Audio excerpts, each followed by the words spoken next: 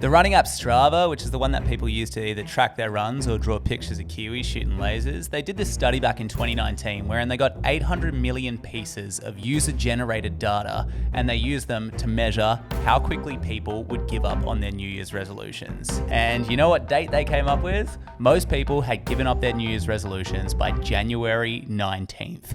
Not even 3 weeks, baby! Most people had just stopped drawing Kiwis by then. And running, I guess. It's pretty common knowledge by this point that most New Year's resolutions don't work out, but something that I have had success with is New Year's reflections, reflecting on the year that's passed and planning the future. And as for the actual technique that I use, a couple of years ago, I came across something called a year compass. This is what it looks like. It's a 20-page worksheet, and the first 10 pages get you to summarize the year that you've just had. So it asks things like, in the past year, what was the wisest decision you made? What were your 3 biggest challenges of last year? What were the best moments? There's a really cool section on forgiveness and letting go. If there was a book made about your past year, what would it be called? And then finally, you say goodbye and you start section 2, planning the next year.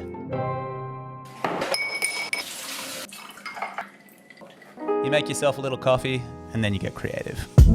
It asks you to imagine what you want your next year to be about. It does these in categories like your personal life or your career or your friends or your hobbies or your physical health or your mental health. It asks you to get specific, talking about things that you want to do every morning or new ways to make your surroundings cozy. Questions like, this year I will not procrastinate anymore over, and then you fill in the rest of the sentence. And then in a legal twist of events, you sign it like a contract, and that's the document. It's called Year Compass. I'll put a link in the description and I would highly recommend it. Now here's the thing, I have done this exercise for 3 years in a row. So here's my one last year and here's the one the year before that.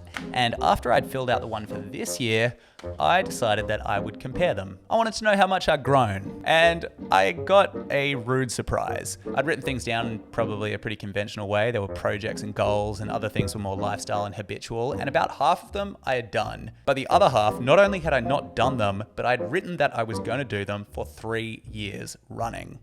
Which begs the question, why have I done some of them but not others? What is the difference? Is it something in me? Is it the way that I'm writing them down? That is the question that I want to answer in this video. Alrighty, let's figure out how to make some of that sweet, sweet lasting change. Part 1, learning from failure. These are the following goals that I've written down for the past 3 years that I haven't done. Get absolutely jacked. Make $1 million.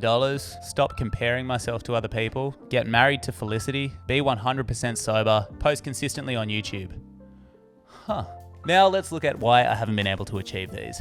Some things are out of your control, especially with the pandemic, but other than getting married, which was cancelled twice due to COVID, the changes that I didn't make fell into one of 3 categories. They weren't specific, measurable, or realistic. They were only achievable by the best version of myself, a person that I only am some of the time, or they were simply goals. They didn't have a plan or a system attached.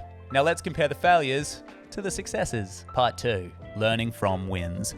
So here are the changes that I said I'd make and actually did make. Write a book, animate a pilot and send it off to a network, spend more time in nature and the ocean, do non-drinking activities at night, delete social media apps from my phone when I'm not using them, make 4 or more button-up shirts, 90% sober. And when I look at this list, I think there were 3 reasons that I hit them. They were more specific, measurable, and realistic. I feel like one of them business high-five photos when I mentioned SMART goals, but I'm going to make them smart. Some of them had systems set within them. And for the really big ones, I had accountability partners, people who I had to be accountable to. And I know that really works for me when I can't let someone else down. So now we got our lessons from our failures and our lessons from our wins, and we're going to put them together to get part 3, the good you versus the bad you.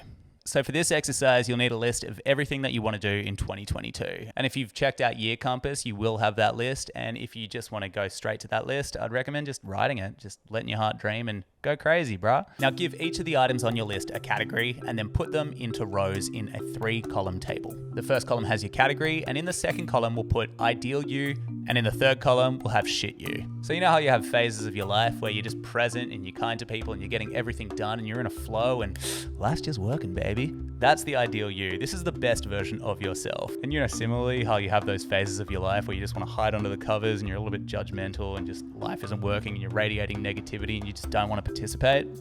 This will be the shit you. Now, when you look at those categories in the column, write everything that the ideal you could get done. So if you were in that state for a year, and then write everything that the shit you could get done. The list on the ideal you column will be called direction, and the list on the shit you column will be called the bare minimum. Realistically, your 2022 will fall somewhere between these two lists. Naturally, we're all going to try aim for the ideal list. I mean, I do. But the principle behind this is to manage our expectations and make sure we don't get disappointed when things inevitably take a turn. So with our eyes on the prize of the ideal list, how do we get it done? Part 4, a flexible and rough roadmap. A good plan is a flexible plan, and a plan is something that's in the calendar. Looking at the projects in your ideal list, think about how much time it would take to get them done, then double that time. If here it looks like you're using more time than you have, just adjust your expectations of what you can get done. And then assign things days of the week and months in your calendar. Go with your gut, don't overthink it, keep it flexible. So for example, my week could look like this, and as for a year, for me, I start with the non-negotiable dates if I've got a wedding or an overseas trip. Not that many people have one of those at the moment. And then I put in the most important projects to the least important projects. A mistake that I used to make was filling up 100% of my time. This is so unrealistic. Some people might be really good at this, but I'm not. Time gets away from me. I like more breaks than I think I do, and something surprising always comes up. So knowing that, I try to fill about 60 to 70% of my calendar. This is my rough roadmap. You can see it's very rough, but still begs one more question.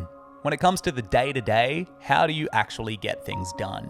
Part 5, systems, rules, and environmental advantages. James Clear has a really good line on this. Winners and losers have the same goals. Every Olympian wants to win a gold medal. Every candidate wants to get the job.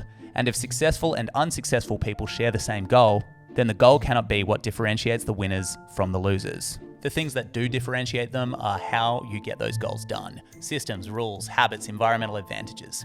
A system is a way to get your goals done. A really simple example is a friend of mine whose goal was to get big on TikTok. His system was to post every single day. And he went from like 0 to nearly 1 million in a year. It was impressive. Congrats, man. A rule is a non-negotiable boundary that you don't cross. A simple example would be, I wake up before 6 every single day. And your environment is everything that's around you, and it has a massive impact on you. For example, if you want to get fit, it is going to be so much easier in a house that doesn't have junk food than in a house that does. Basically, environment is a way that you can outsource your discipline. So going back to our table, what we're going to do now is add 3 more columns. We'll have systems, rules, and environmental advantage. So let's say your goal is to write a book. Your system might be, I write 2 crappy pages every single day at 7 a.m. Your rule might be, when I'm writing, the Wi-Fi's off. And your environmental advantages could be a clean desk, a cup of coffee, and, I don't know, lo-fi beats. This is the section where you really want to work out what your daily, weekly, and monthly routines are going to be and what is sustainable for a kind of medium version of yourself. It's like that iconically butchered Aristotle quote that appears in every modern self-help book. We are what we repeatedly do. Excellence then is not an act, but a habit. To which I'll add, make those habits easy before you make them hard. So after putting this video together, I just wanted to say one final thought, and that's a thought about perfectionism. And I think that it's relevant because if you're watching this type of content, you probably are plagued a little bit by perfectionism. It's just a wild guess. I don't know. Let me know if I'm right.